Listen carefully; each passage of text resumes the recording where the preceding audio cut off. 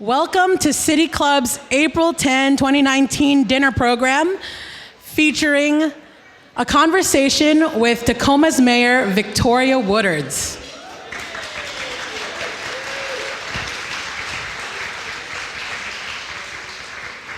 First, I'd like to thank our premier sponsor, Point Ruston, and also our gracious host for tonight, my alma mater, the University of Puget Sound. And tonight's media sponsor is Bates Technical College, who will be recording this program, and it'll be available to view on our website and on Facebook. Now on to the main program. I'm really excited for this conversation between Mayor Woodards and Evelyn Lopez, two strong women, very active in the community. Evelyn Lopez is our interviewer tonight. She was an attorney with the Attorney General's office and served as the executive director of the Washington Public Disclosure Commission. She retired in 2017 to focus on local politics, open government, and civic engagement. Evelyn is the host of Channel 253 podcast, Crossing Division, and also the host of Sustainability in Your Ear podcast for the earth911.com website. Please give a hand to Evelyn Lopez.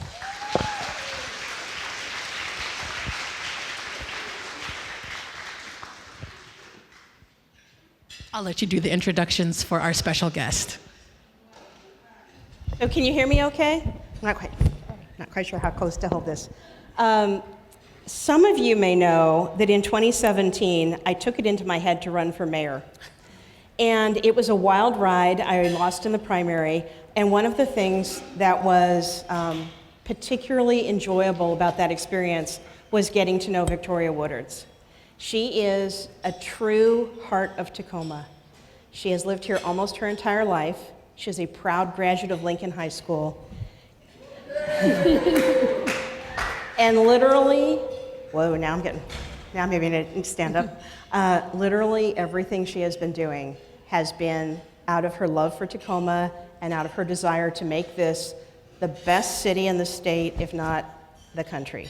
So I am delighted tonight to talk with Victoria about some of the things that have been going on during her first year as mayor, some of the current events and current issues and controversies in Tacoma. I have a number of questions. We'll follow up and we'll provide some time at the end for you to ask your questions as well. Anything before we get going? No, I'm super excited to be here and happy to see all of you, and it's an honor to be interviewed by Evelyn Lopez this evening. So this is your Jimmy Kimmel, Michelle Obama. Yeah. And I thought about trying to start with a joke, but honestly, you do not want that. So I put together some questions. I was doing some thinking about some of the big highlights, both the controversies and the successes over the last year. But one of the things that I wanted to start with was some of the mayor's activities outside of Tacoma. She has been very active in a couple of national groups, especially the National League of Cities Council on Youth Education and Families. She's also participated in the Bloomberg Harvard City Leadership Institute. And so I thought we'd start by having Victoria tell us a little bit about what projects she's been working on with these national groups and how she hopes this will raise Tacoma's profile and result in some positive things for our city. So would you like to start with that? Sure. I did want to just do one other thing. I do want to acknowledge my colleague, because as I talk about the work that we do tonight, I don't do any of this work in isolation. I have wonderful colleagues, and one of them is here tonight, Councilmember Ryan Mello, so I just want to acknowledge Ryan, who's here with us this evening. And I couldn't do anything locally, nationally, in my neighborhood, in my car by myself, if it wasn't for this particular person. And I am so grateful that he has joined us tonight. And you all hear me refer to him as my dad, and some people say, well, he's not your biological father, but let me be very clear in this room tonight. This is my dad. This is absolutely my dad. This is the man that I call on for everything and anything, who treats me just as if I was his very own, and I am so honored to be able to call him my dad. And that's the shoulders that I stand on, Harold Moss. Yeah.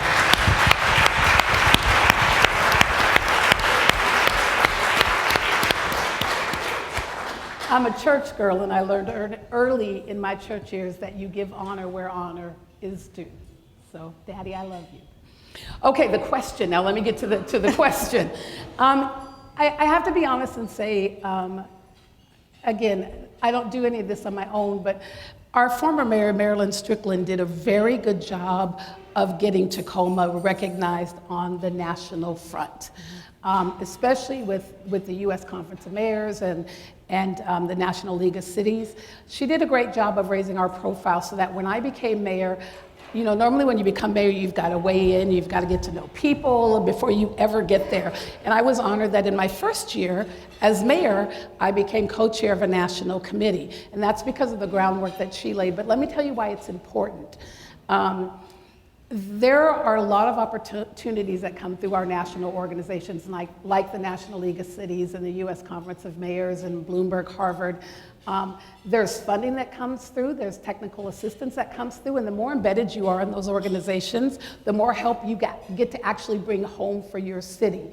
One of the things, being part of the National League of Cities, that we were able to do is we were one of 6 cities chosen in the country, the only city west of the Mississippi that was chosen to be part of the National League of Cities Mayor's Institute on Opioids. And part of that was because of our involvement on the national level, because as we went back to DC to talk about opioids, a lot of them were saying, we're not sending much funding out west because you don't have as much of a problem as they have in the east. Oh, no. See, and so being present and being active in those organizations brought that opportunity to Tacoma. And we are just finishing up our first year.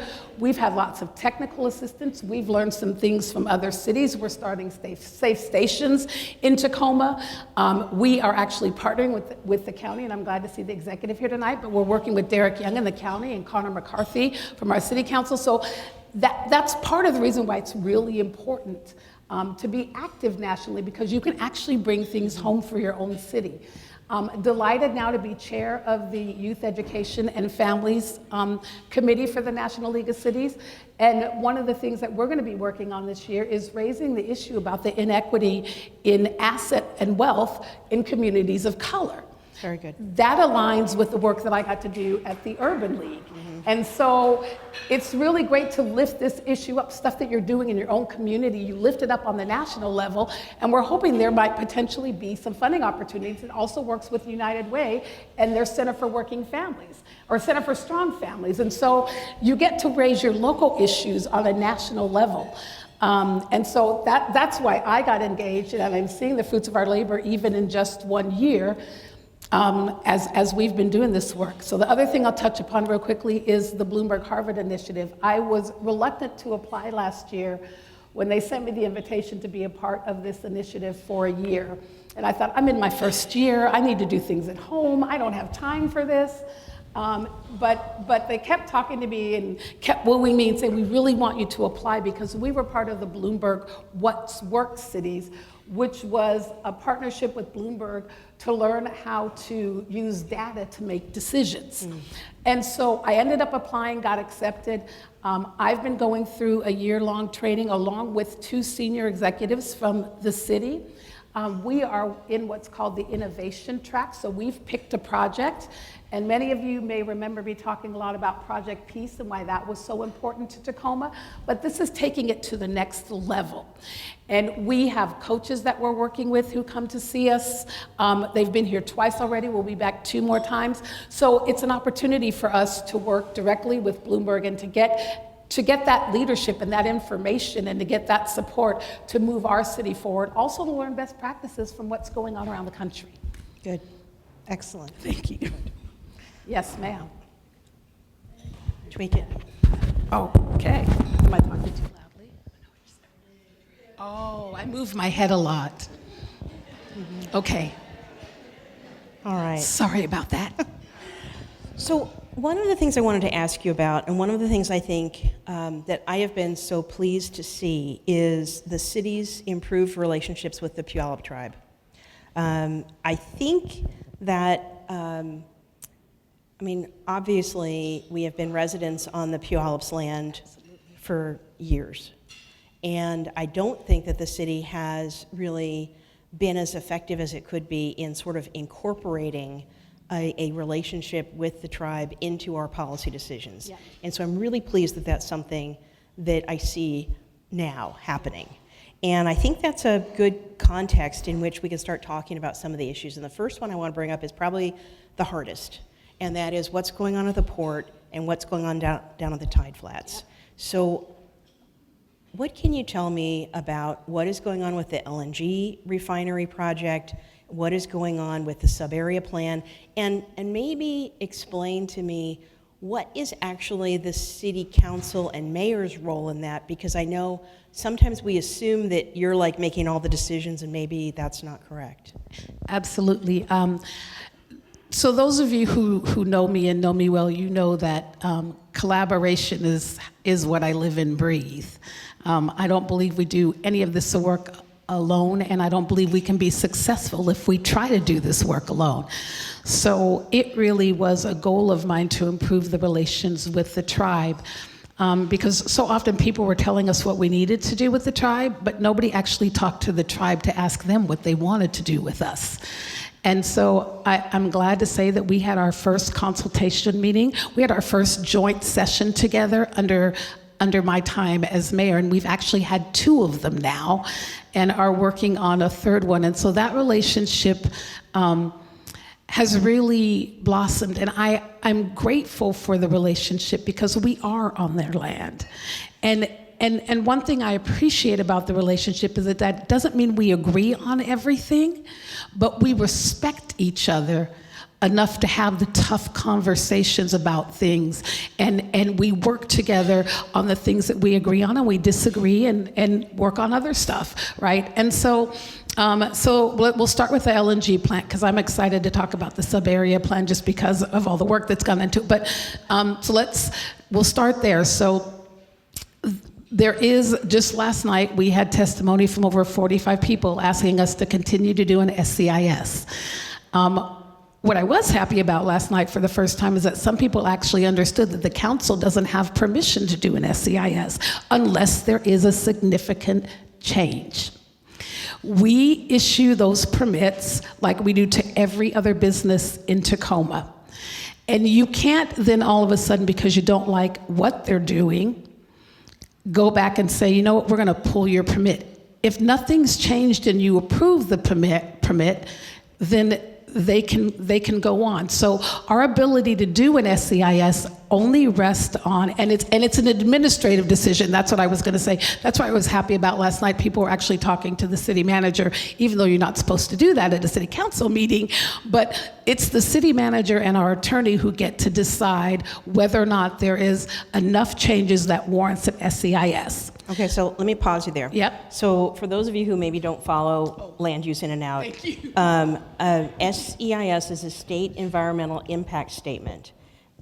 Projects, especially big projects, need to do an environmental assessment of how they're going to be impacting the land before they move forward. Absolutely.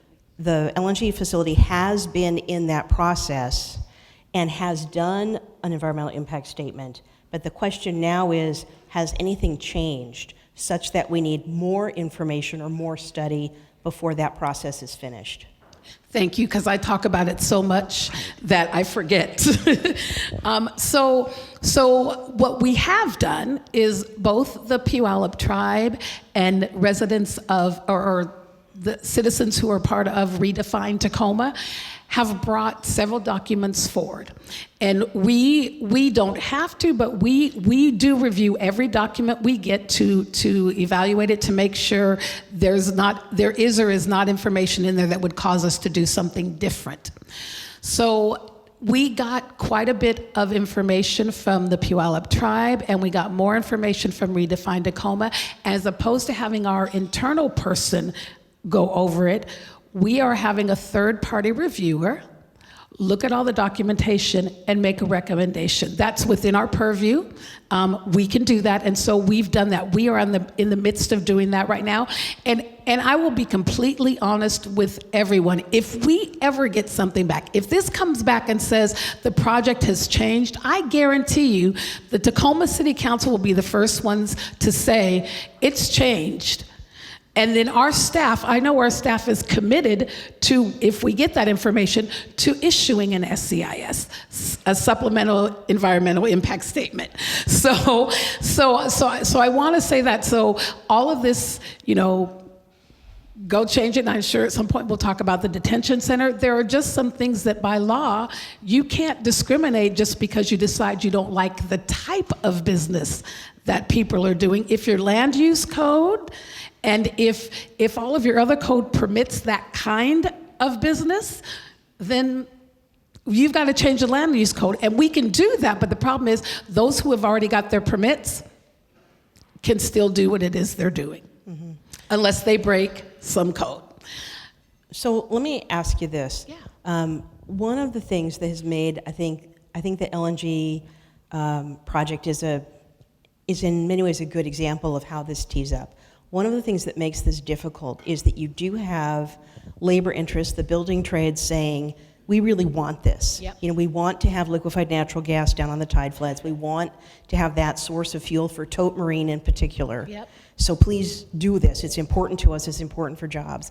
On the other hand, you have people saying, we're really, really dismayed that fossil fuels is as big a component of the tide flats as it is. That's not the future. Right. We want change. How do you balance these things? And this is why it's legal. This is why there are laws, because it's difficult. I mean, if I had it my way, if I could just wave a wand and do whatever I want to do, but there are laws, and this is the way. So you have to talk to both sides, but inevitably one side is not going to be happy. Right. And we see that yesterday, or was it Monday or Tuesday, when the Puget Sound Clean Air Agency came out with their ruling, which actually said that LNG in the long run is actually better than than the bunker fuel we're burning now, than the diesel fuel we're burning now. So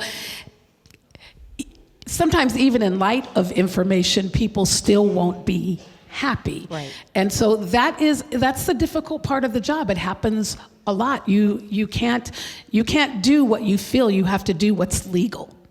Okay. And as a person who lives by what they feel, it's even more difficult sometimes. Okay. And then the other thing I would say is that there is a very large group of people who are talking about LNG who don't want LNG in Tacoma, and those are the very vocal people. But there are a lot of other people who, like you said, are on the trade side, who want the jobs, who want to stay in Tacoma. So it's a difficult task. But let's talk about the sub-area plan. Okay. I have an answer for that one. All right, so let's set the stage a little bit. So Yeah. one of the things that's going on down at the tide flats is a recognition that just kind of I'll say, a fairly open attitude toward whoever's interested in using this land can do it, is not serving Tacoma very well. So the city began an effort to create a special sub-area within the zoning code that would be for the tide flats. So tell us where that's at. So I am really happy to say, and I'm glad you set it up that way, because industrial land is really hard to come by. So and the deep water port that we have is really an asset to us. We don't want to start putting strip malls and doggy daycares down on the port. We want the industry that is there. And I think the great thing about Tacoma is that we have a vibrant downtown and neighborhoods, but we also have a working port where a lot of our family wage jobs actually are. And so they did start this process before I came mayor, and it kind of stalled out because there was a question about who should be, who shouldn't be engaged, who should be at the table, who shouldn't be at the table. And I believe everyone should be a part of the process. And so we had a lot of meetings, but came to agreement that the tribe and the port and the city signed what we called an intergovernmental agreement We all put money into the sub-area plan to work together, but in that intergovernmental agreement, we agreed that Pierce County and the city of Fife, who are also affected by the port, should be a part of the steering committee. So we have finally approved the work plan. It was a lot of work, a heavy, heavy lift, but we've approved the work plan by all 5 entities. So as we move forward with the planning of the port, the tribe will be at the table, the port will be at the table, the city will be at the table, the county will be at the table, and Fife will be at the table. And I want to, again, acknowledge Councilmember Mello, who helped co-chair that with me.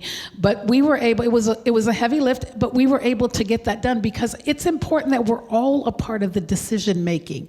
I don't, while we talked about LNG, I believe our port can still be an industrial port, but still have good, clean, green jobs. I believe that we can continue to move containers. Those are good jobs, and we have an asset in the fact that we have a deep water port. And so we just need to be working and talking to businesses who want to do clean things in our port. Like, I have a real interest in cross-laminated timber being made at the Port of Tacoma. So what is that? So cross-laminated, I knew you were going to ask me that.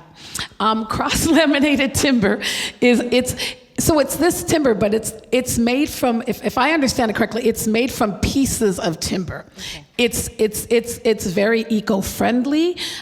There is actually a building at the University of Washington Tacoma campus that has been built with CLT.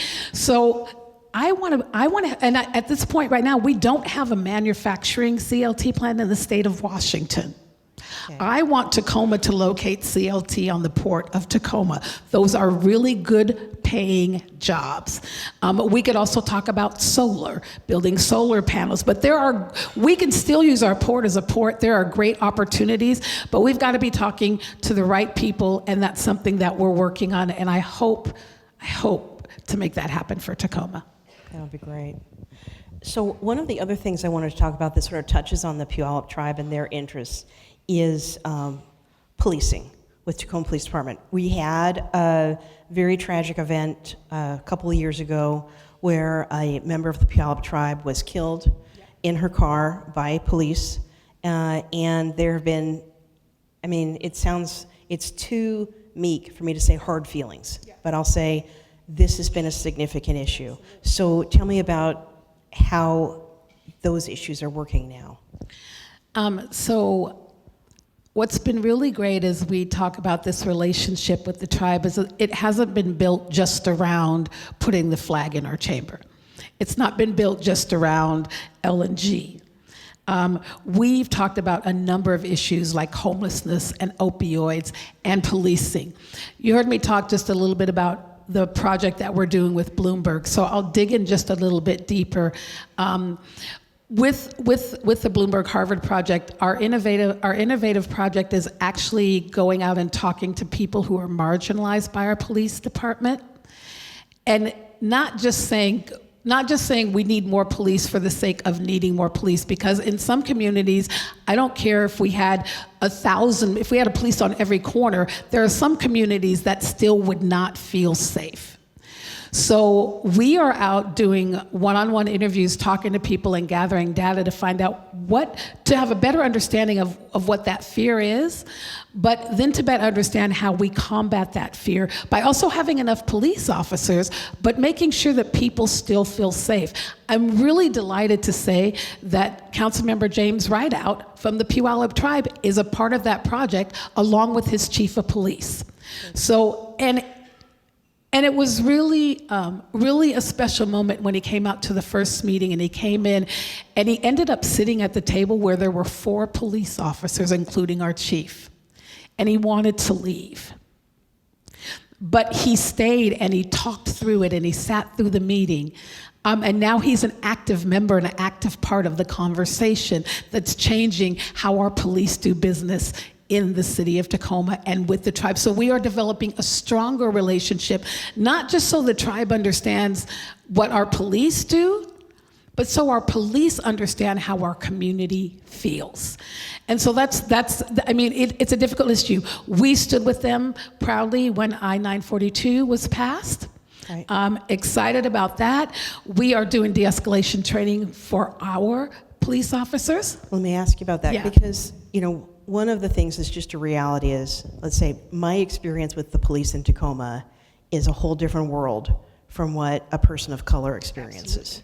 And I want to be assured that our police are getting the training in de-escalation and understanding so that we don't have our Ferguson or our, I can't breathe or whatever. And I know no one wants that, that relationship to be a good one more than you. So Yeah. how comfortable do you feel that we're going in the right direction?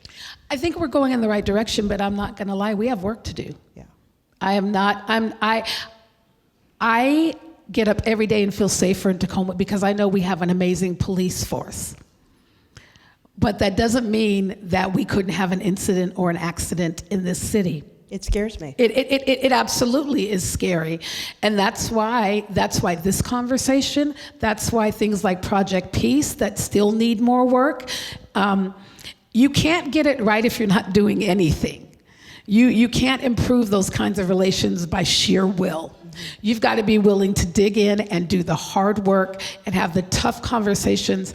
I'll never forget at one of our first Project Peace meetings. Does everybody know what Project Peace is, or do I need to take? Okay, let me take 30 seconds and explain that. So Project Peace was something I started as a city council member, and it was born out of exactly what was happening in Ferguson and what was happening across the country with Trayvon Martin. And I was the Urban League CEO at the time, and I was tired of organizing marches in Tacoma and conversations in Tacoma and trying to figure out what we're going to do. But I will say this: on one of our marches, our March on Ferguson, from Pierce County up to Shiloh Baptist Church, in front of that line was our police chief and our mayor. Our police chief was not standing on the sidelines. He was not in the back of the line. He was in front. And our police officers were not blocking us from getting to Shiloh Baptist Church, but they were blocking off the streets to make sure we made it to Shiloh Baptist Church safely. So I think that shows a willingness for them to understand that there is a problem. But it's hard to admit that there's a problem when you don't see what other people experience or when you haven't lived what other people live.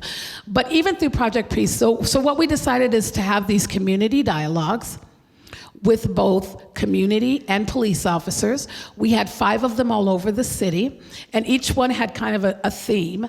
But we had 5 of them across the city, and one of them was at Peace Community Center. And there was an African-American woman and a white police officer who walked out of the room together. And I heard her say to him, she has a daughter who has a mental illness, and every now and again she has to call the police because her daughter can get out of hand. And she said to him, if I knew that you were going to be the person to show up every time, because she calls, but she's scared of what might happen to her daughter. But she said to this police officer, if I knew you were going to come every time I called, I would feel much safer. He wrote down his personal cell phone number for her. I only say that to say that that doesn't make things perfect, but conversations and getting to know each other and sharing those experiences can educate people and cause them to act differently.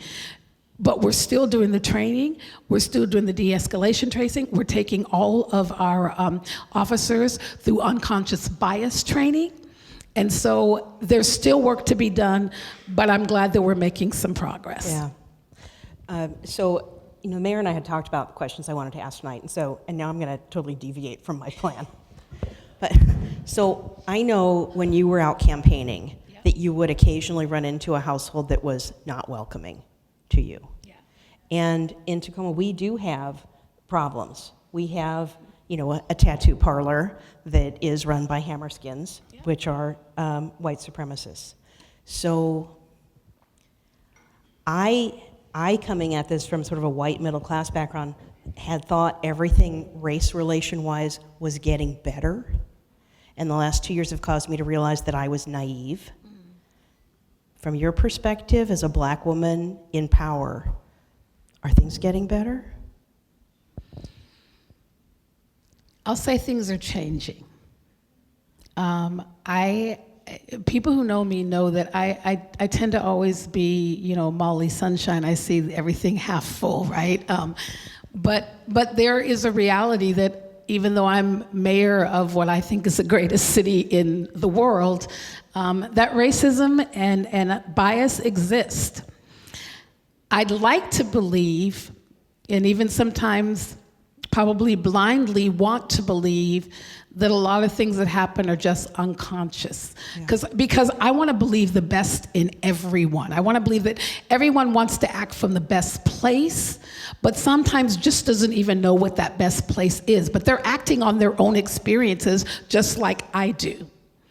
But we do have work to do. We absolutely, even as an African-American woman who is mayor of a city, I still sit in rooms with people who don't acknowledge me, or who cut me off, or who won't allow me to express my opinion, or who make assumptions about me. But I've kind of dealt with that my whole life. And so I tend to take those moments as teaching moments. In a restaurant, there are times I get really bad service. And I know it's because I'm an African-American woman. And some people would say, don't tip them. You know what I do? I tip them even more. Because I want them to know that the next African-American person who comes into the restaurant, there's a rumor that African-Americans are bad tippers. I leave a good tip so that the next time you get someone in your chair, you may treat them just a little bit differently. But I brag about the fact that Tacoma elected 2 African-American women back to back. Now, Yeah.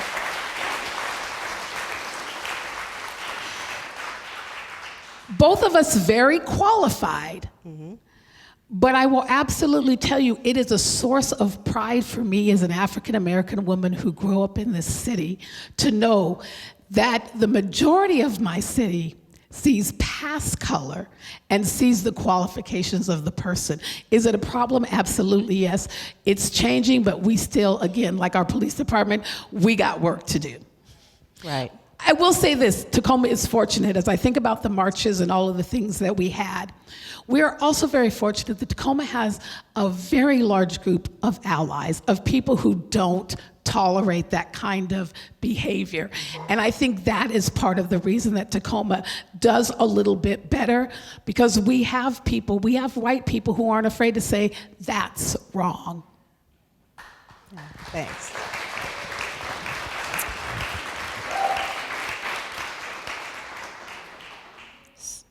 So, going from one hard topic to another, let's talk about the Northwest Detention Center.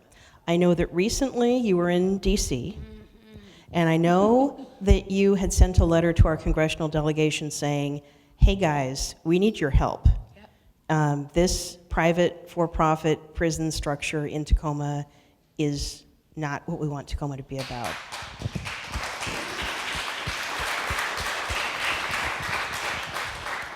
So tell us a little bit about what's going on. So let me first educate us just a little bit, because I learned this not too long ago myself. So the Northwest Detention Center is privately operated by the GEO Group. But unlike any other detention center in the United States, the property is also owned by the GEO Group. In most situations where there are private operators, the federal government still owns the property. So they have a responsibility to the property because it's federal property. Tacoma is privately run and privately owned. So we don't get hardly any help from the feds on this issue with GEO Group. But I will tell you that when we went to DC, I and the entire council who went to DC went to immigration. Oh, you did? Oh, yeah. We marched right up into the it was an So how was that? It was a little scary. It was very interesting. We go to a lot of federal buildings, right? We go to the Federal Transit Administration. We went to the Interagency on Homelessness. We went to HUD. I mean, we went to all of these other agencies, and you have to go through a metal detector. I mean, not to mention, we went to go see all of our electeds, all of our congressional delegation, and you have to go through metal detectors. But going into immigration, that was a whole nother situation.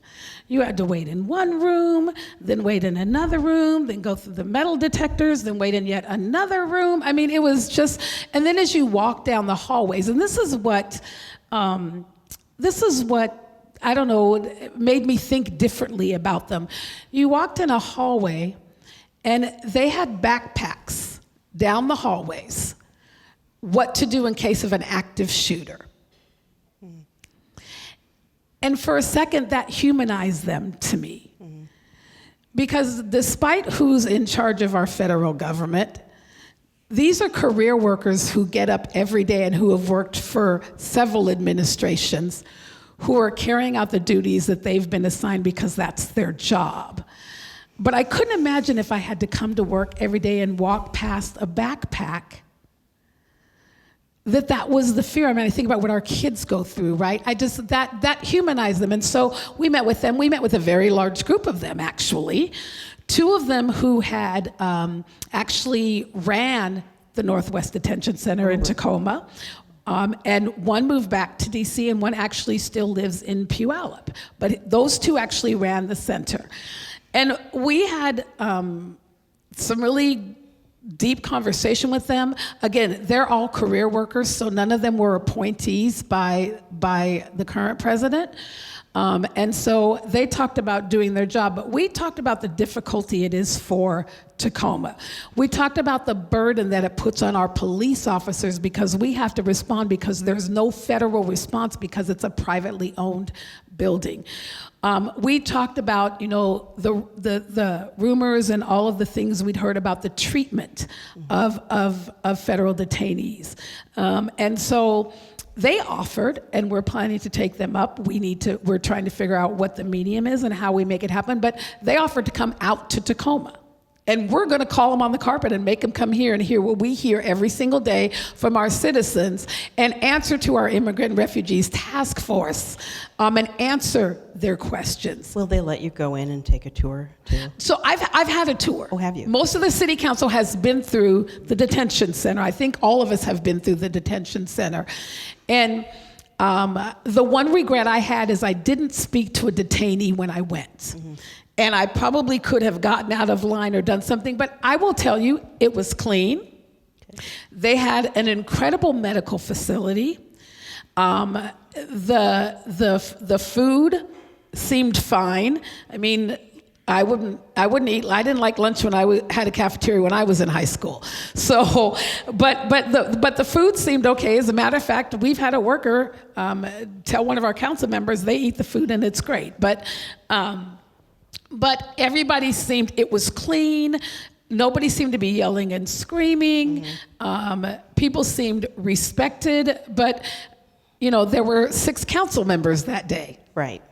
So what do you know? But I think they've gone down in several different groups, and everybody's seen the same thing. I know that Congressman Kilmer's also been down to the detention center, and so we can hold them accountable to the things we can hold, like land use. So you all know that we're in a lawsuit with them right now, that was upheld, but we're in a lawsuit with them right now about expansion, and we're saying, nope, the port is not a good place.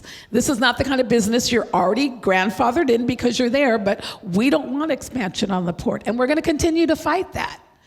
It's another business in Tacoma with a business license, and as long as they're abiding by the rules, we're even talking to the health department. And the health department actually, because people complained a lot about the breakout of the measles that happened down there. The health department actually said they handled it better than a lot of other places. So what do? Yeah. We have to stay on top of them. We have to keep eyes on them. And we have to keep asking our federal delegation for help. Yeah. I know that immigrants issues is something that is close to you. Your mom is an immigrant. She is. So, what are some of the other things that you feel good about, sort of adding to Tacoma's reputation as a good home for immigrant populations? So my mom is from England. Most people don't know I'm half English. And my mom actually is not even a U.S. citizen. My mom chose to keep her citizenship in England. And so she carries a green card. And actually, my mother got one of those calls from the IRS, those threatening calls that says if you don't pay $4,000 and take it to 7-Eleven and wire it to us, then we're going to come and we're going to deport you. And so there were some of those calls going around Tacoma. But I say this, and I mean this, I think the thing that makes Tacoma so special is the fact that we have such a diverse community. I just got back from visiting our sister cities in in Japan and in Korea. And that experience for me was absolutely life-changing. Because when you get to see how other people live and what your thoughts were about their lives and their lifestyles, when you actually get to be in their space, it changes your perspective, and what you realize is that all of us just want the same thing. We want great communities for ourselves and our children, and we want to live in a place where we feel respected and valued. And I think that's what makes Tacoma so very special, is that a little girl from the east side as an African American can be mayor. That's Tacoma. Our county executive just gave his state of the county address, and he kept saying that's the Pierce County way. That's the Tacoma way. We value people who want to make Tacoma their home no matter where they come from, because everybody has something to contribute. And we should continue to do that, and we should speak against anybody who doesn't. Agree. Yeah. So that is like the perfect transition to my next question. So one of the things I know you hear a lot about and you see is Tacoma is changing. Now, some of these changes are great, right? We've got McMinimans that's going to open up this month. That's going to really change the whole side of that downtown. We have, neighborhoods where new money is coming in and perhaps old houses are being fixed up. That looks good, but that also means that maybe a family that has lived there for a long time can't afford to stay there. So how do you balance these things again? What can the city do to make sure that we can welcome the new that is good and positive in Tacoma, but not lose our heart?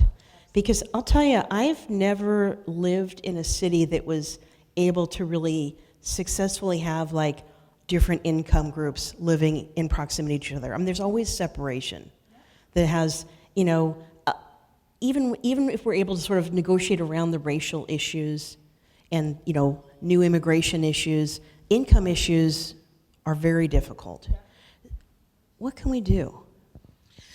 So in October, we adopted the Affordable Housing Action Strategy or Action Plan. You're going to hear me use the word action a lot, because I am sick of plans that just talk about what you can do, what you should do, what you might do, and you put it on the shelf and you sit it, a strategic plan, and you sit it up there and you point to it. We have an action plan that we're implementing in Tacoma. Those of you who heard me on the campaign trail talked about my own situation with my own mother who was forced to leave her home. Because they wanted to sell it and she couldn't afford to buy it. And so she had to move. And I tell you, we hear those stories all of the time. And I think two things, maybe more than two, but one thing is that I think we should be able to make investments in every neighborhood, and that should not change the look and feel of the neighborhood. I have a girlfriend who lives across from McCarver. And when we rebuilt McCarver, she said, so what kids are going to go to that school now, and I'm probably going to have to move? And I said, what do you mean? She said, well, they fixed up the school. Some kids from the North End are probably going to come here. And I said, why do we think that because something gets fixed up, we need to move? We need to demand that in our neighborhoods where things aren't as good in other neighborhoods, we need to demand that I can still afford to live there and it can still be nice. I shouldn't have to live in a dumpy neighborhood to be able to afford it. And so the housing action strategy calls for us in the next 10 years to either build, fix, or retain 10,000 units of housing, actually 10,600 units of housing. And that means housing at every level.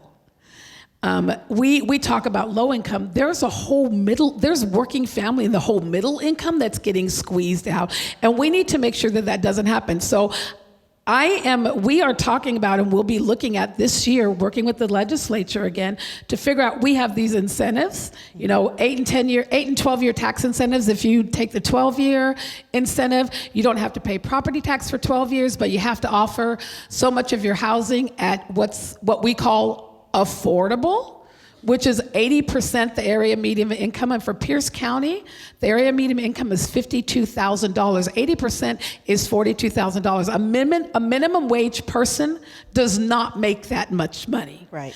So we need to talk about how we incentivize people at the 50% level or even at the 30% level, and how we work with developers to build that kind of housing in our community. That's why I'm really happy, along with the executive and Connie Ladenburg, that we're not just having this conversation in Tacoma, that we're talking with mayors in the entire region about how we look at affordable housing as a region.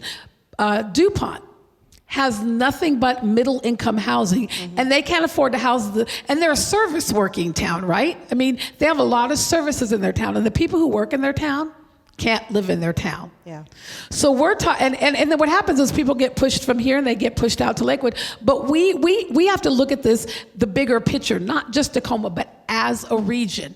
And so we're having those conversations, but I'm excited to say that we've put away $1.2 million to look at for a housing trust fund to figure out how we can incentivize projects in Tacoma. And that's not enough. We're pushing the state to create a housing trust fund, so more money, because this isn't just a Tacoma problem. This is a Washington state issue, and it definitely is a very big regional issue.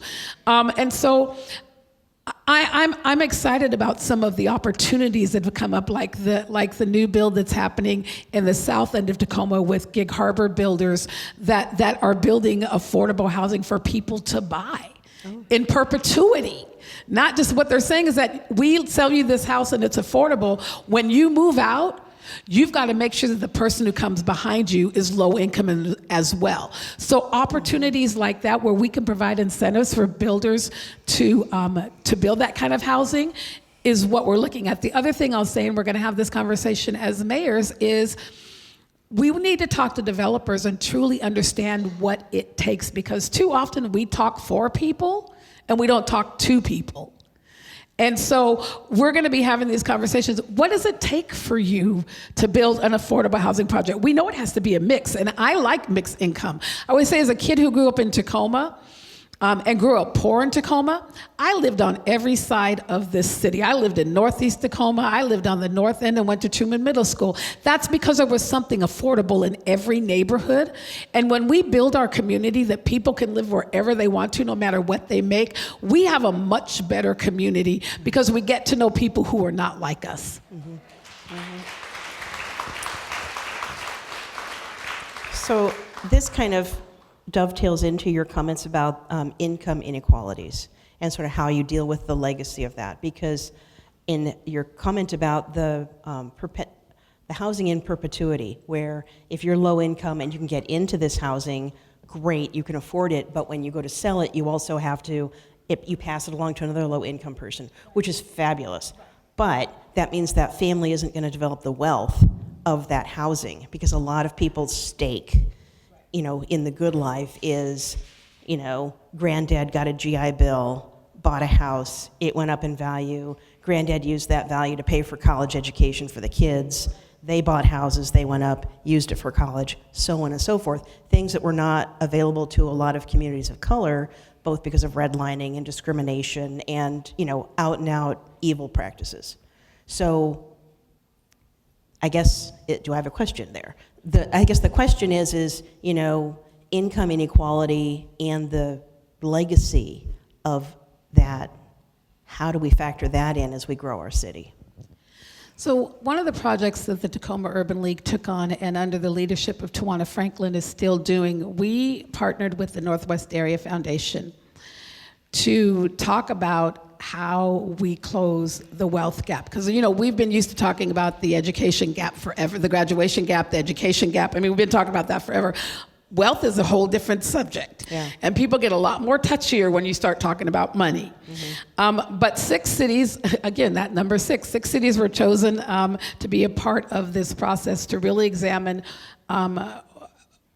how we increase wealth, how we close the wealth gap in African American communities. What we knew about 3 years ago is that if white wealth stopped, if you didn't make another dime, it would take 226 years for African American wealth to catch up. Wow. 226 years. But you don't just address that. I mean, definitely you address it by better jobs, the ability to buy a home. But there also is conversations around what wealth means in the African American community and community of colors and how you obtain it. And so when the Urban League embarked on this project, we decided to do a cohort of people, African American, they're from ages 18 to 80, to have this conversation about wealth and how we close the gap. Part of that conversation for the first year was about how do we as a community understand wealth and how do we deal with it?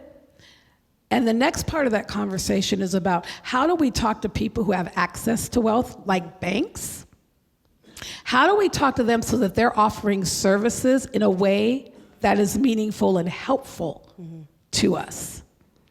And I hope that as we inform people who have access to wealth or who can give us access to wealth, hope that as we inform them that some of those floodgates will open and make it easier.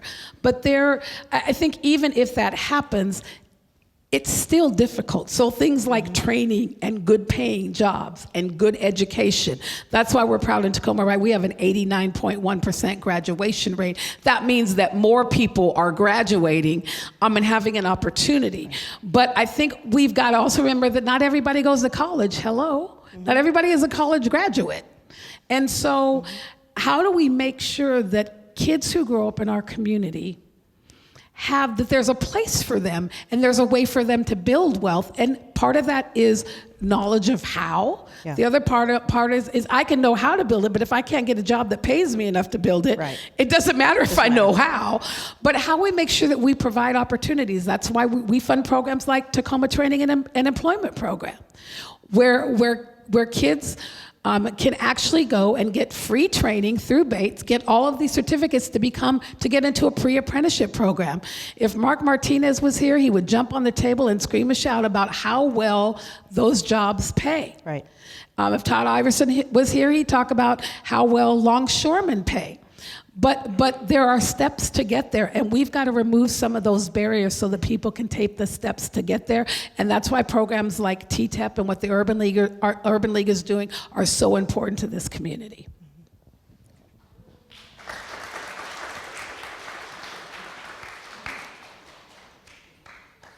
So the other big area I wanted to talk on, and it's kind of related to our talking about, home ownership and income issues, is our homelessness problem. And I'll tell you, I woke up the morning after the primary, and although I was sorry to be out of the race, I swear to you, my first thought was, thank God I no longer have to solve homelessness. It's a big, big, big issue, and it rests on you. So tell me your thoughts on that, and what the city's doing, and where the city's hitting kind of problems, because I know the city had a 3-part plan, and we never really got to part 3. So, absolutely. So, when I was running for mayor, the city declared a state of emergency of homelessness in our community and stood up the stability site. And part of the plan was, part 3 was to kind of move the stability site around the city. But once we found out the infrastructure we had to build in order to set up the stability site, it was no longer financially feasible to move the stability site. So it sits over on Puyallup Avenue. And it's been successful. I've heard great success stories of people who have gone to the stability site and been able to transition out. A woman wrote me just in November and was able to be there for almost a year, got clean and sober, got a job, hadn't missed a day, and just had moved into her own place. And maybe we should clarify for people, if you're not familiar with this, the Yeah. stability site, it allows you to come in, I'll say it this way, come in with your tent living, basically. And so you are without a home, but it provides you with a safe place, showers, place to wash your clothes, and services. You know, so if you are ready to get clean, Yep. it's a way. Yep. If you're ready to figure out how to get into job training, it's a path to that. But it's not huge. I mean, what, they're 100 plus? Between 80 and 100. Yeah. So, but what the stability site also provides is that you can be ready, but there are a lot of people at the stability site who are not ready. Yeah. And there are a lot of people at the stability site who will never be ready. Because there is a segment of our homeless population that will always need permanent supportive housing. They're always going to need to be surrounded with services and some support. And so the numbers of people transitioning out of the stability site have been good, but not great, because we are serving and housing the hardest to serve and house. It is probably one of the issues that plagues me the most. And that's why, I shouldn't say that's why I am concerned about homelessness, but I know that one way that we can't solve homelessness is if we don't have enough homes. So I'm focusing a lot of my energy on solving the housing crisis, because that's going to help solve our homelessness crisis. Because even if everybody wanted a home right now, we don't have an affordable place for everybody to go. You look at what happened with the tiki apartments, and the fact that a lot of those people actually had to move out of Tacoma because they could find no place to pay $500 a month for an apartment. Right. And so, but I'm focusing a lot of energy there, but still very concerned and focused on how we deal with the homeless in Tacoma.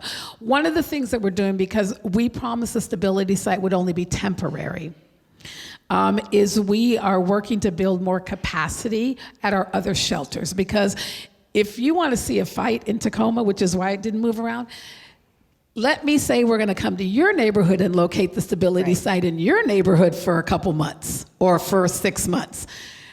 I'm going to hear a whole lot from the people in that neighborhood. So the idea that we can't continue to operate the stability site is true, but the question becomes is, as we're solving the housing crisis and the permanent supportive housing crisis, where do we make sure that we have to make sure that people have a place to go. So we're working with our current providers to expand housing for homelessness. We're also looking federally for support, not getting a whole lot, let's be clear about that. But we are focused on, even in our housing action plan, permanent supportive housing is part of the conversation. So one is affordability. People who have jobs have to be able to afford to live somewhere. And the other part is, for people who will always need support, we need to find a place for them to go. And then I will say it here, and I may get crucified for it, but then for the people who are left who just want to be homeless and trash our streets, we're going to need to find another strategy. But I don't believe in going to that strategy until we've taken care and have a place for everybody else who chooses not to be homeless but finds themselves in a situation where they need our support. So those were the questions that I had, but I'll bet our audience has a few. Anybody got a question? We'll get a microphone out there. Okay, we've got polo Do you shirt. need my microphone? Can you all hear me in the back? I'll need another mic. Okay. We'll need another mic. I can move, If you hold that. move my head. Yeah, or hold it. All right, okay. Can you hear me? Oh, that turned it on. Oh, can you turn it on? Turn that back, the mic. Is it on? Oh, yes it is. So sorry. So sorry. Have there been any discussions about a sanctuary city status in Tacoma? We are not. Have you discussed it? What are the pros and cons? It's probably more complex, and I would like to say, yeah, let's do it. So we, before they were even really talking about sanctuary cities, we became a welcoming city, which is like a sanctuary city, but not dealing with all of the federal hassle of being a sanctuary city. Because we are a welcoming city, and we've put together our immigrant and refugees commission, that subject has not come back up. Just in all honesty, because I want to be transparent and honest, it is not a subject that's come back up. I think now that some cities have gone through the legal process of being sued, and winning, or in some cases losing. It's something that we could talk about again, but it hasn't come up, and I'm certainly not against it. I think being a welcoming city, works for Tacoma, but I do also understand that words matter. Yeah, I think one of the things about a sanctuary city is that there's no common definition of what a sanctuary city is. I mean, at its most elemental level, it means basically non-cooperation with the federal authorities, so that, no, we're not going to allow you to arrest people in the courthouse if we can stop you. Our city utilities are not going to voluntarily give you lists of their customers and addresses. You have to use a subpoena if you want to get them. But I think that the word sanctuary is so resonant that it may be appropriate for the city to look at that, because I don't know that it would actually change our policies very much. The policies that she's talking about, that when you're a sanctuary city, okay, the policies that she's talking about when now I can't get it right. Okay, the policies she's talking about when you're a sanctuary city, we already have adopted. Right. Our utility company does not give us that information. Our police department won't help anyone get information on our residents. We won't help anyone who comes to town. So the policies that go along with it, we already have implemented. And we implemented them before we were a welcoming city. I see a question in the back.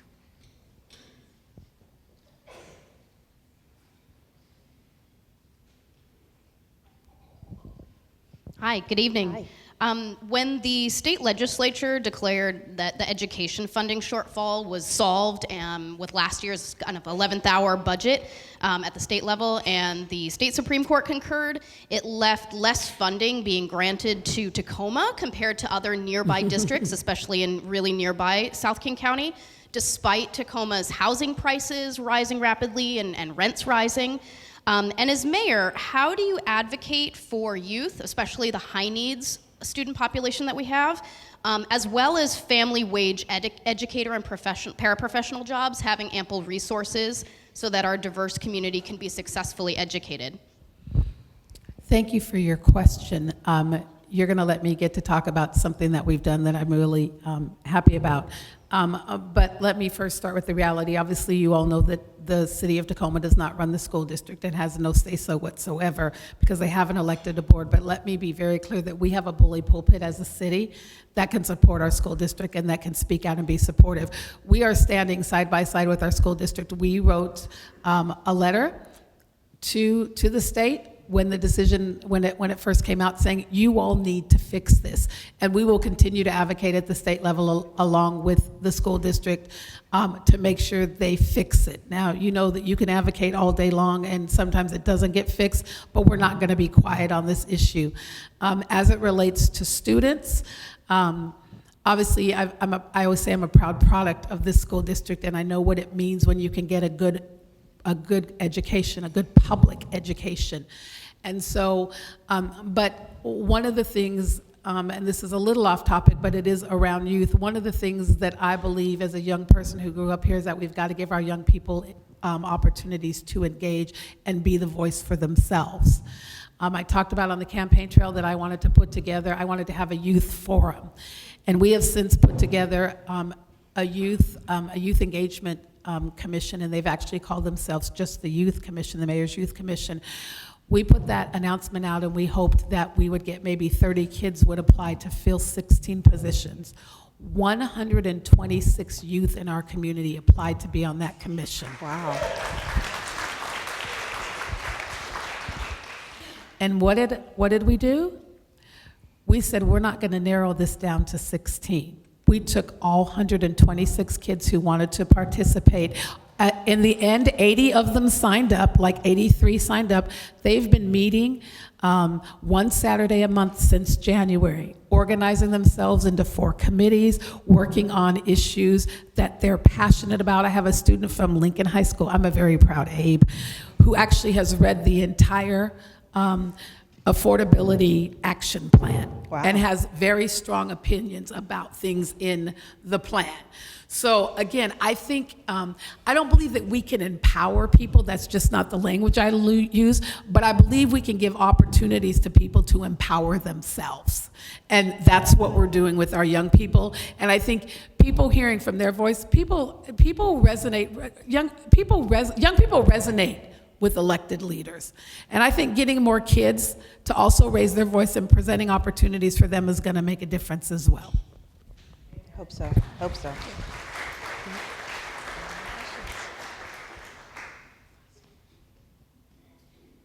The figure that you gave about the 228 years for minorities to catch up with Caucasians, whatever you want to call us, does that include or exclude the people like the billionaires? Does that include their figures, you know, that we don't have anything like that? So are you thinking? I don't anyway. Are you thinking that maybe the white income levels have been inflated by the Bill Gates and the Jeff Bezos of the world? Exactly. That's what I'm wondering. Or if we could get a figure that would be just Regular regular folks. people, yeah. Yeah, just like if we could get Oprah Winfrey Off. Get her off the list. Yeah. Right. So, I mean, I would say it evens out, but there are a lot more wealthy white people than there are black people. But I'm going to assume, just because the data probably wasn't delineated like that, I'm going to assume it includes everybody. Yeah. A lot of times when they're looking at incomes like housing prices, they'll take a median, or they'll take a mean instead of a median. What that means is they just take all the numbers and pick the one in the middle, rather than an average, because averaging tends to be inflated up. But I don't know. I mean, I think the difficulty here, in speaking sort of out of my own, outside of my own lane here, is that we, as a white person, I don't fully get always the impact of systemic racism, and really how long it's been going on, and how deep the impact is. So it is shocking to think 228 years. But that's kind of like the history of our country, isn't it? I mean, for a long, long time,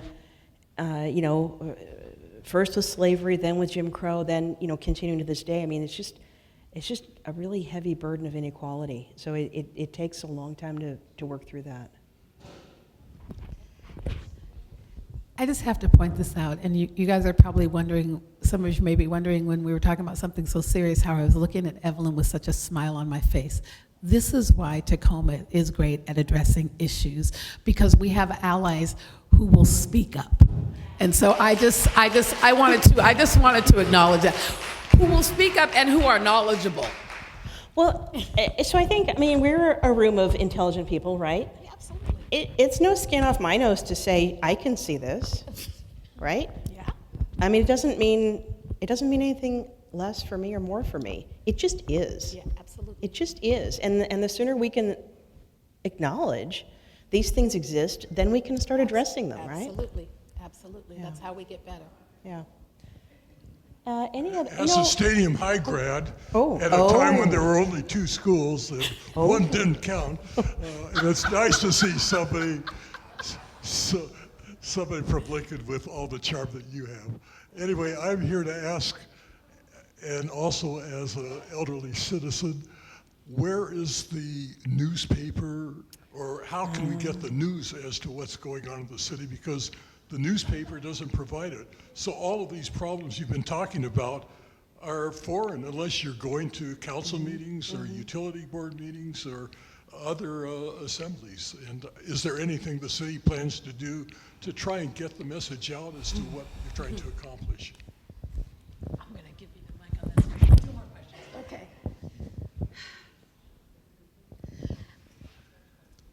So it is. I was thinking about what is our role and responsibility. I had to think for a second because if I could bring the papers back, I would. They are going away because everybody gets their news online. But I like to read the newspaper. I don't like to read news online or on my phone. It is, as those would say, it's a dying breed, but that doesn't let the city off the hook of being able to inform our community about everything that's going on. And I think, obviously, if you all are up late one night and super bored, you can turn on Channel 12 and watch the council meeting. But there are certainly other things you can do. There's some great programming on Channel 12. There's some really great programming around what's happening in the city. The show names are going completely out of my head at this moment. But there are opportunities to learn that way. One of the things that we are in the process of hiring for is for an outreach coordinator for the city. We haven't done a very good job of focusing on how we outreach to communities, and Mr. Warnick, I would say to you, you're somebody who's engaged and involved, and you don't know everything. Imagine somebody who has no idea how to even plug in.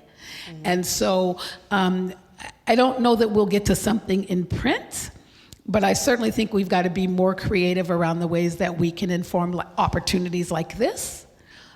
Places for us to be out more talking about what the city's doing, because in most cases, sometimes it doesn't make the paper unless it's really bad. But I will say that the paper does do a good job of reporting some good things that are happening in Tacoma.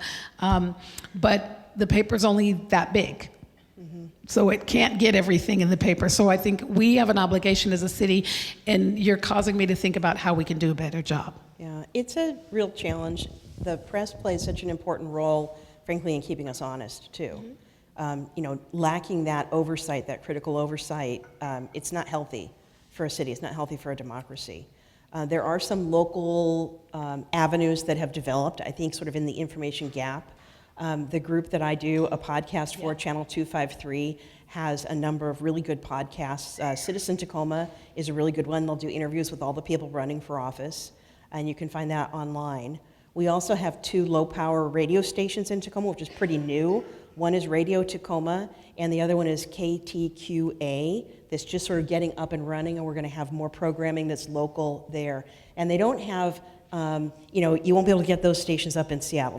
They're local, but they're really good. And, written stuff, I just don't think there's a whole lot of, the paper industry, the paper, I think is just a dying creature. We're printing it now down in Vancouver, so even if you do get a paper, it's like yesterday's news. The reporters have to turn in their stories by 2 p.m. in order to print it down in Vancouver to get it back here in Tacoma the next morning. That's not going to work. But we are having a City Club program May 1st on, what's the future of a free local press. So if you're interested in that, you may want to come to that discussion. Any other questions? We have 2 more questions. Okay. Hi, I'm Lisa, and I'm a student here. I really appreciated the way that you talked about young people earlier. And one of the concerns that a lot of us young people have right now is the fact that we have only 11 years to rapidly transition our society and economy to properly fight climate change. The climate crisis is real, it's threatening, it's really, really scary to think about. As a student here, we're studying for an education so that we have a future, but if our elected leaders don't do anything about it, then we don't have a future to look forward to. So my question is, as we look forward to the sub-area plan and as we develop the city of Tacoma, what are some ways that we are not only fighting the real issues and impacts of climate change, but also creating resiliency and good jobs in the process? I think the sub-area plan is a really great place to start thinking about how we can make the port a hub for really clean and green energy in our region.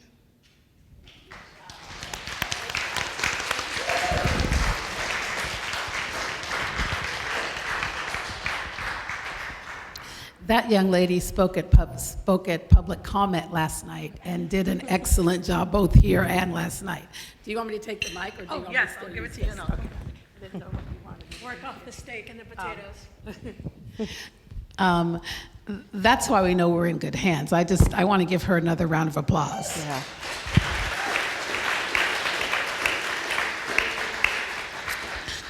So there are a couple of things that we are doing as a city. One is a sub-area plan. I fully expect that in the next couple weeks, when interim regulations come before the council, that those interim regulations will be upheld until the sub-area plan is done. The other thing, like every plan a city has, we do have an environmental action plan as well.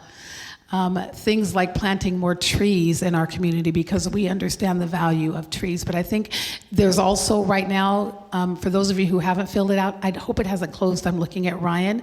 We're having a conversation about recycling in Tacoma.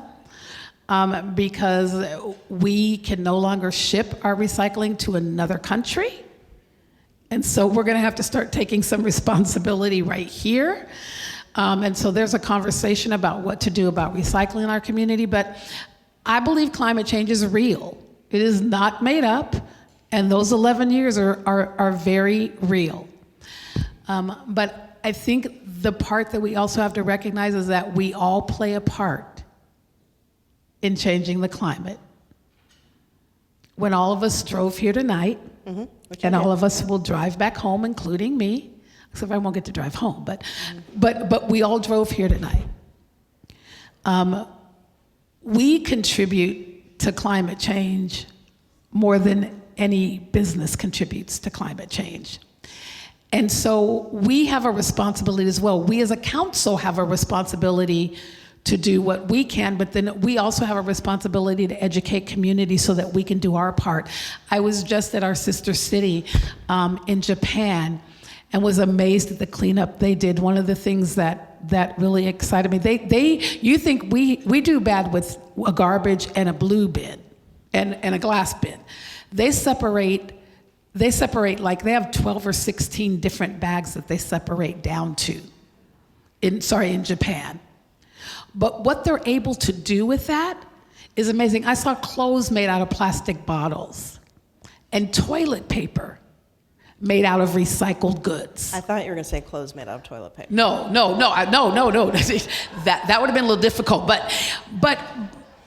But they're so responsible. And I thought to myself, I even asked Ryan, I showed him pictures, I'm like, why can't we recycle bottles, plastic in Tacoma and have a business down on the port of Tacoma that turns it into clothing?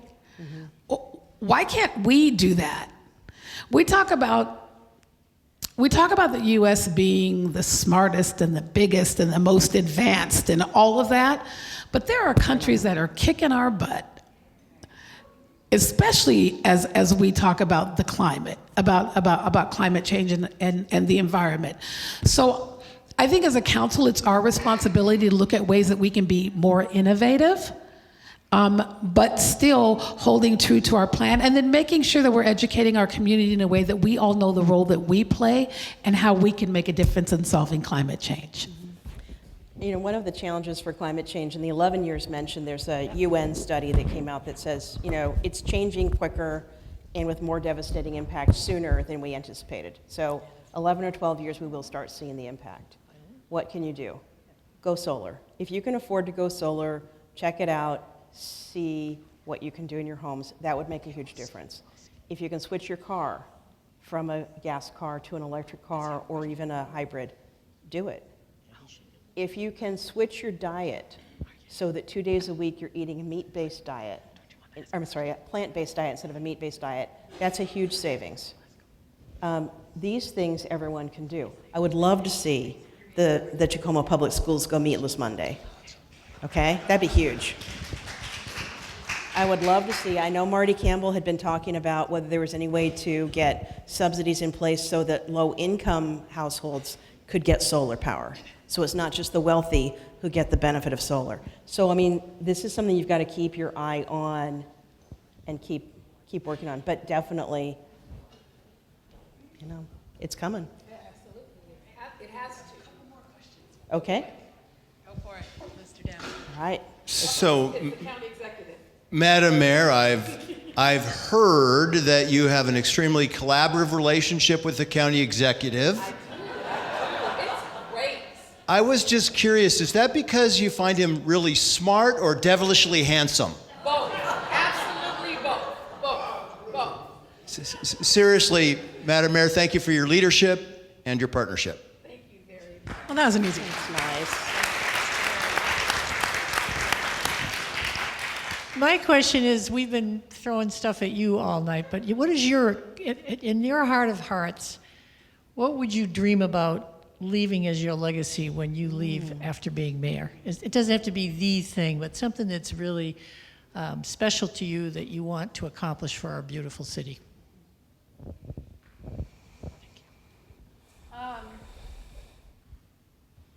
Can I have that mic back? Mike,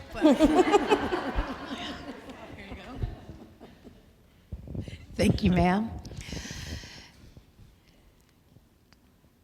Again, it's probably the Pollyanna in me.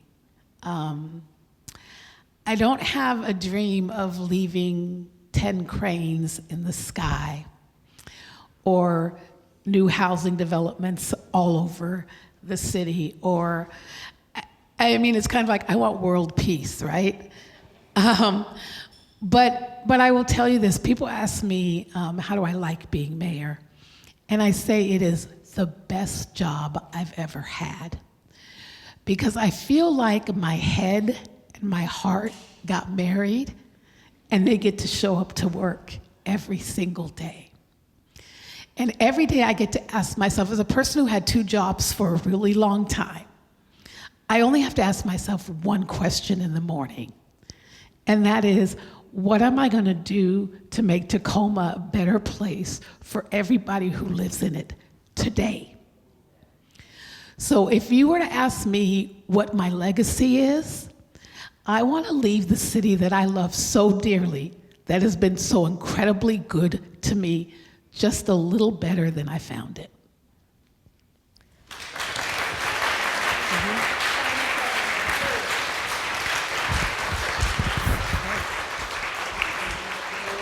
Last question of the night. That's a hard act to follow. I wanted to circle back to the environmental issue. I know you got introduced to the wonders of cycling last summer, and as someone who is trying to be better about not driving my car, although yes, I did drive here tonight, I would like to ride my bicycle down to the Tacoma Dome and catch the train from this general neighborhood, and it's a challenge. The drivers aren't friendly, the infrastructure's not great, there's glass all over the road, and more and more people are moving to this community. We can't all be in our cars driving places. How are you going to help us?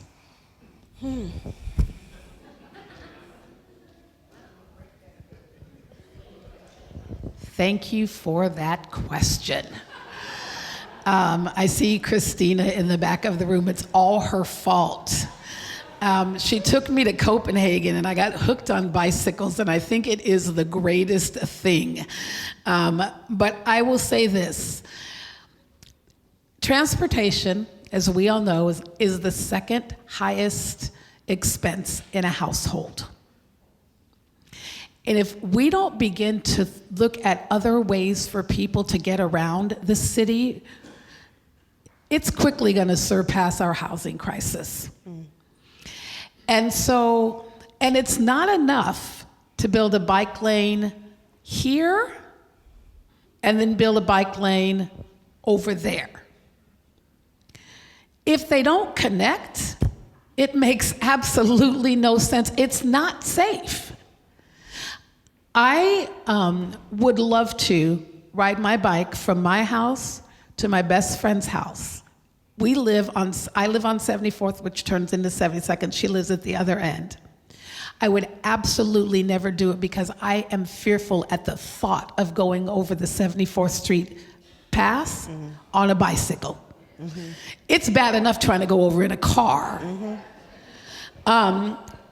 So with the levy that you all approved a couple years ago for streets, one of the things that we're focused on is building more bike lanes in Tacoma, and not just building bike lanes for the sake of building them, but actually connecting them to something so you can get somewhere. Last year, unfortunately, though, I mean, we brag about it, but 4 miles of bike lane is not very much. And it's like, yeah, we built 4 miles of bike lane. Well, it's more than we ever built, but 4 miles gets you where? And is it connected to anything? And so selfishly, I'm committed to making sure we build bike lanes. Some of the question, though, when we talk about budget, when people come and testify and talk to us, is that, well, we don't see enough people traveling in bike lanes. And I used to ask myself the very same question. Sure. Why would you travel in a bike lane that only lasts 2 blocks? And so, I mean, I say that tongue in cheek because it's a kind of funny, but it's serious. If we really want people to get out of their cars and have other alternatives to get around the city, cycling does. When we went to Copenhagen, just the health alone of the people in Copenhagen because they rode their bikes or walked because they had the infrastructure that supported it was amazing. So when we talk about health crisis, we should be talking about how people get around because it's part of it. It really is. So as we look at funding, as we repair streets, on most of our streets where it makes sense, we are putting in bike lanes when we repair the street. Just heard yesterday, we're going to begin to work on the bike boulevard that's going to go down Fawcett from one side of town to the other. And so completing the trails so that people can ride the trail from the south end into downtown Tacoma. We'll be working on that in the next year and a half. And so I'm committed to continuing to push us to do things like that because biking, I'll say scootering, some of you may feel a little different about scootering, but biking, scootering, and then I'm also glad to be on the Pierce Transit Board to talk about how we get more bus service. So we've got to look at all modes of transportation besides a car, of which I drove one here tonight, and drive. Because why? Because it takes, for me to get from home to work to take a bus would take over an hour. It takes me 15 minutes. If our services, no matter what they are, bus, scooter, bike, if they're not convenient, people will not use them. And with that, we cannot overlook convenience. People in other cities take public transportation because they choose to.